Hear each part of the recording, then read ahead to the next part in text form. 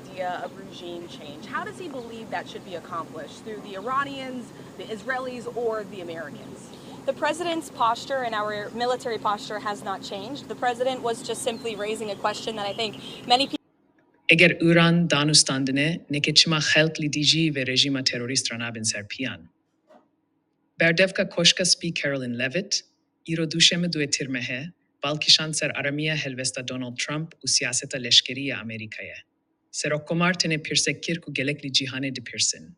Eger rejîma Îranê dev jî bernameya etomî ya xwe bernede û beşdarî danûstandîna nebe û diplomasiyê red bike, çima gelê Îranê li dijî ve rejîma tund û terorîst serî hilnade.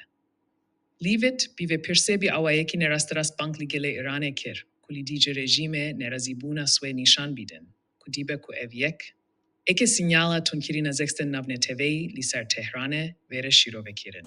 The president's posture and our military posture has not changed. The president was just simply raising a question that I think many people around the world are asking. If the Iranian regime refuses to give up their nuclear program or engage in talks, we just took out their nuclear program on Saturday night, as you all know.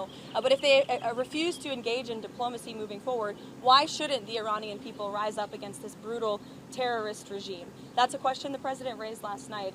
But as far as our military posture, it hasn't changed.